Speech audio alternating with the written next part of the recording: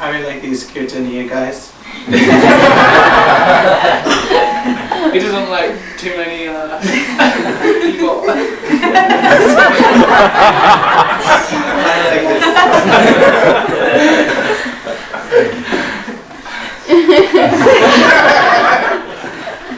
The point being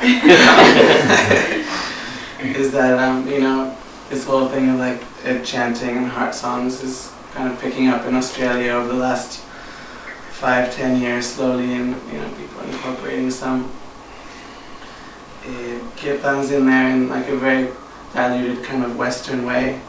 And as an avid student of Indian classical music, it's like quite painful to hear, similar to the way we were talking about earlier, is the Western people pick up the yoga tradition but leave out the pranayama and dhyan and mantra, yantra, gyan, all these beautiful and the really substantial bits, and take kind of the superficial side of just feeling good and such. And so as a Westerner myself, I felt that with like the whole heart song thing of there's this beautiful tradition of rag and tal and the poetry and the whole tradition of music behind it that's been passed down so beautifully generation to generation. So that was the really main inspiration of bringing these Kirtaniyas guys out for this little tour that we're doing to show this side of kirtan music, that it's more than just a 2-chord repeating heart song, that there's a very dynamic tradition of devotional music, and that's something that inshallah I hope people that are interested in heart songs and yoga and kirtan can look towards the Indian subcontinent for this tradition and learn more and bring more back to this far off outpost of Australia. And so this is especially why they're here, to bring that next level to our little world. Right.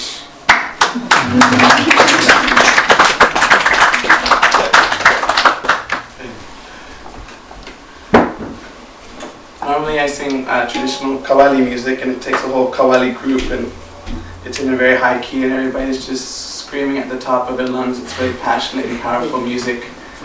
But here we've got a collection of great artists, so we're going to sing it in a more mellow kind of way. This is my first time playing with Kush Pai here on the left. Welcome to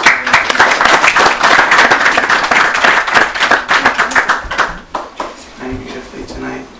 This Qawwali piece is what they consider like a more new kalam, cutting edge kalam. It's only 100 years old, so it's just fresh on the pop charts. Most of the material is 600-700 years old. And this was when the formation of India and Pakistan happened in 47. It was a really hard time for everyone. People's lives got totally turned upside down and shredded to bits on many levels. It was an awful period, but it was also a period of rebirth. And in that way, for Pakistan, this one poet, Muhammad Iqbal Sahab, wrote this poetry that helped empower Muslims in a way that was in some ways rebellious, that pointed them in a direction that was very creative and free-thinking for the new formation of Pakistan about 80 years ago. And in this poetry in Urdu, he says, "Daire ishq mein apna maqam paida kar," which basically means make your abode in the river of divine love. So it's a deep metaphor there. It's about flexibility and surrender, but it's also about the intention of divine love being your source of existence. Ishq, we call it.